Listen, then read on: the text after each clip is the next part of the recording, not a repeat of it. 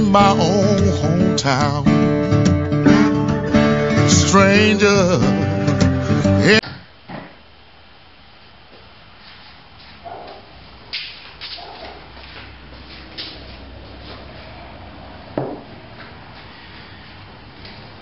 Howdy folks, Little John, about to do just a couple of quick tasters on some of the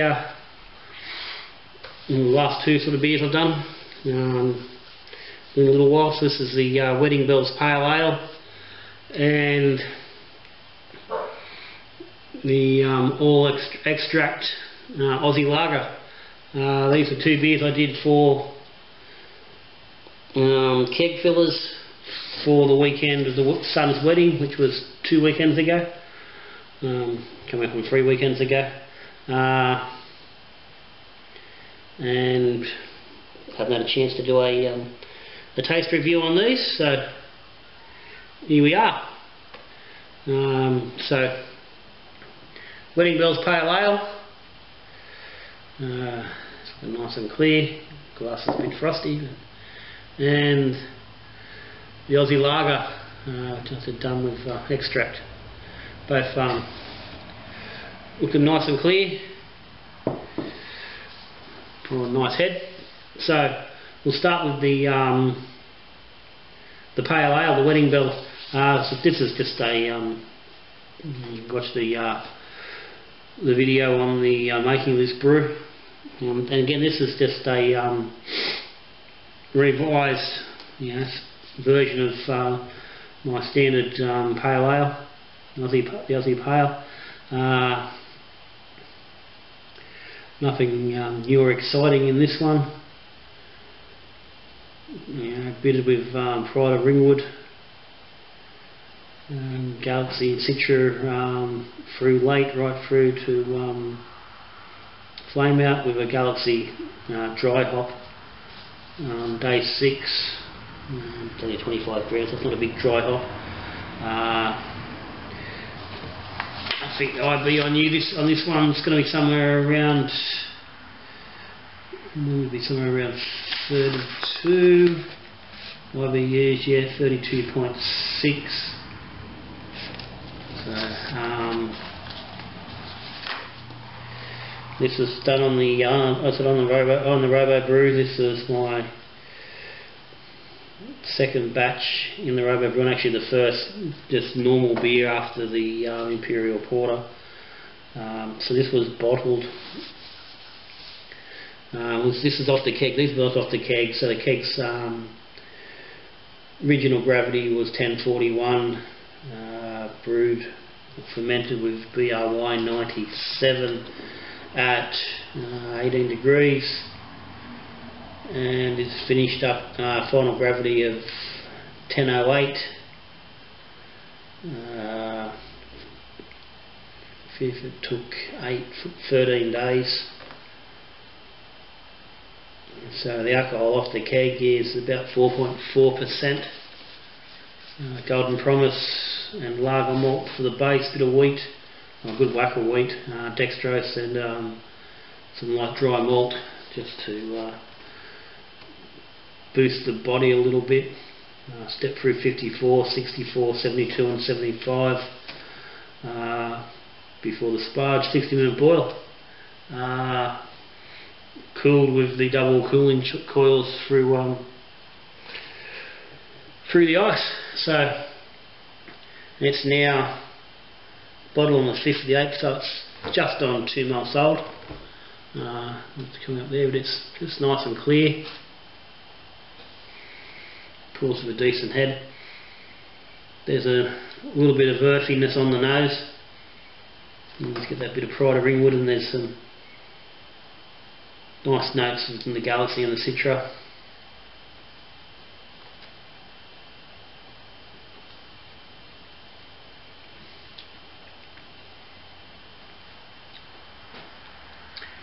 And it does what this one always does. It's just a very bloody rock solid Australian style pale ale.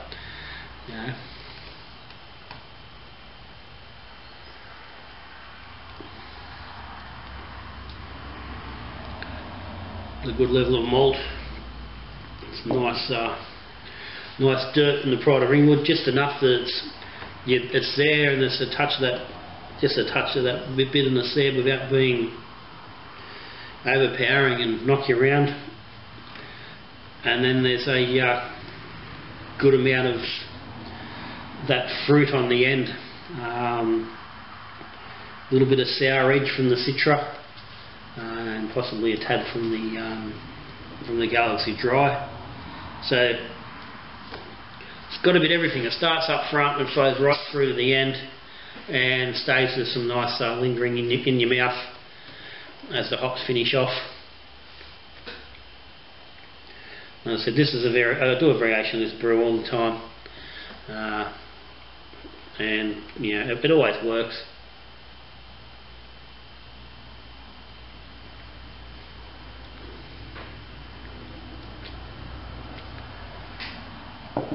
There's possibly a little too much Citra in this one.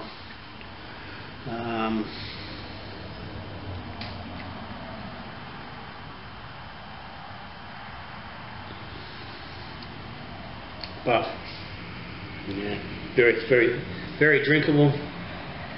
Good lacing there, and it's probably going to be certainly helped by the wheat. Mash schedule wouldn't have hurt. So that one's good markup, no problem. As I said, I possibly would drop the Citra at flame out, which was 20 grams, and perhaps just replace that with some more Galaxy to try and cut back on that that sour edge from the Citra. But as I said, that would be a personal thing. Plenty of people are going to enjoy that. But yeah, it's a good mix of malt in the hop. Neither one really overpowers the beer. They both play their part. It's why it's a popular. Family like it. They always that's the beer they want made when we've got family dues. So let's have a look at this Australian lager. Now this was come about from the trial beer of the Lemon Naughty hops, the hop experiment, which I'll link up. I'll stick a tag up the top here.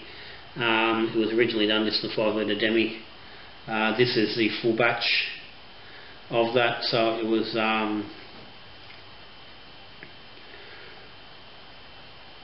about 75% light dry malt, 25% dextrose. I wanted the malty body whilst keeping some lightness with the dextrose. I bittered with Lemon Naughty and a touch of Warrior, just to push the bitterness level a little bit more than I did on the first trial. I went to Lemon Naughty as well, and also dropped some Citra at 2 minutes. Again, the way it was playing in that original beer, I really thought the Citra would go along nicely with it, just to it had quite a puddingy taste, and I was looking for a bit more of the edge.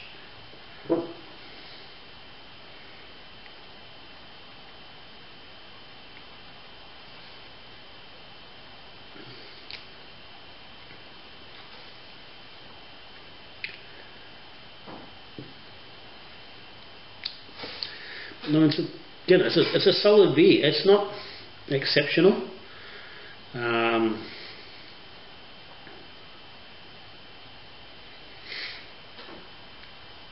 It was original gravity was 1044. It finished up at 1012. So it had it's got a little bit more body in it than I would have liked. I would have liked it maybe got down to 110. But obviously the depth wasn't quite enough dex there to do that. So we used Nottingham with the yeast, and again I thought the Nottingham would have taken it down a little bit further, but obviously too much dry malt to do that. So if I was to do it again, I'd probably creep that light dry malt more towards that sort of 70-65% and up to dextrose a little bit, just to cut that out.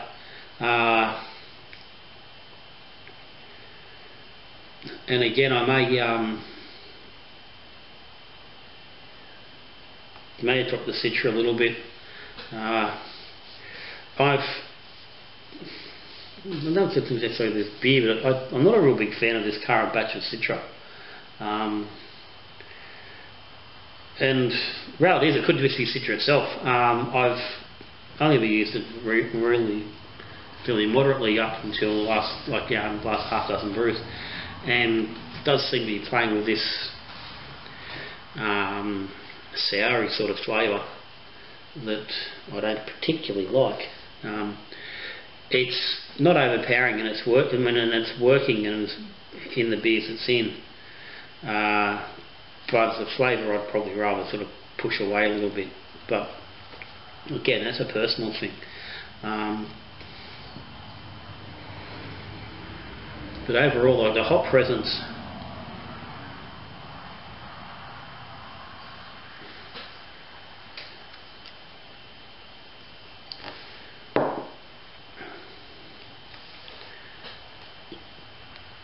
there's still that puddingy sort of flavour from the lemon naughty. It's not really a that punchy sort of lemon that you sort of would be looking for. But it works enough. And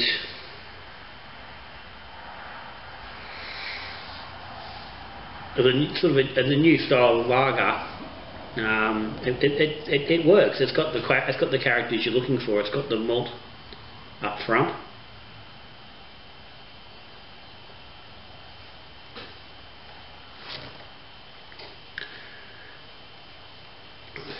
There's an initial bitterness there without it being bitey, and that flavour comes on. With a little bit of zest and sweetness, and the sourness isn't as big from the Citra as it was here. Those lemon naughties are balancing it out, and it's what I was expecting it to do. Again, I'm not rubbishing extract beers in any way. That was a very easy beer to make, and didn't take long at all. And if that's the way you want to brew, that's the brewing you're at, you're making a good beer. You can see that's got bloody great lacing. That's clear. It's clean. Now this has been in the keg for 2nd of the 9th, so just over a month. So yeah, it's looking very good for its age.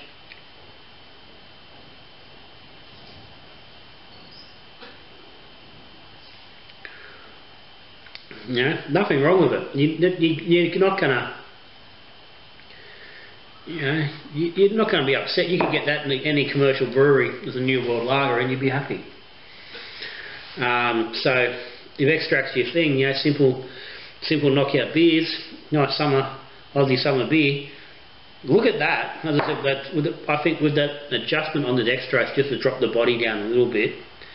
And I think if you would drop the lemon naughty off this recipe out of the bittering edition and just go for something cleaner, I think that would make it. That would sort of help. There is some presence there. That's a 60-minute boil. There is some presence there of that hop up front.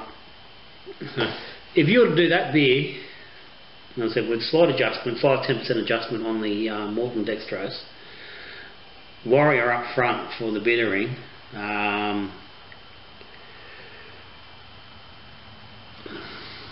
then followed up with a lemon naughty, Citra, even a Nelson would probably work if that's the way you want to go. I don't like Nelson, but I want to see how Nelson would work with that. Again, even a bit of Galaxy and the Citra.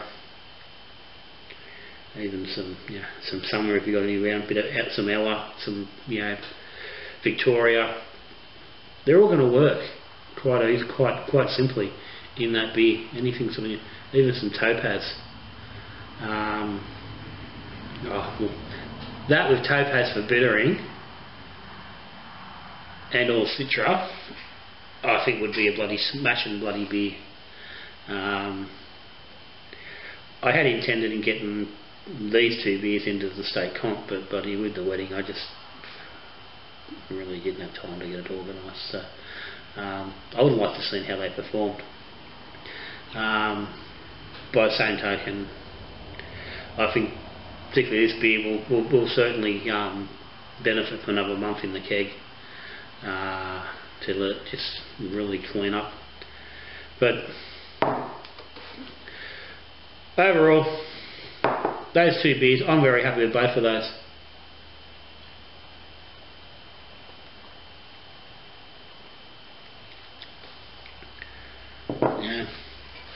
So if you've made one of those, Wedding Bells Pale.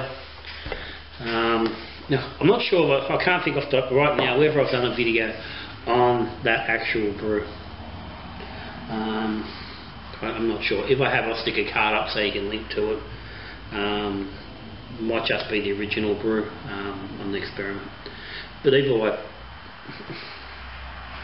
if you are interested, stick a comment in. I can put the recipe up for that if it's not there. So it's pretty straightforward. So that's it. Got any questions on these brews?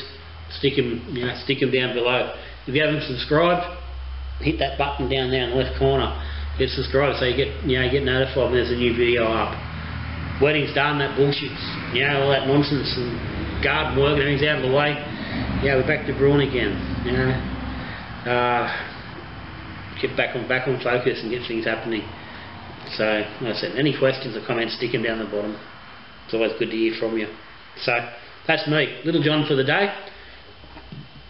So, till I'm looking at you again, we're talking beer, we're brewing beer, or we're drinking beer.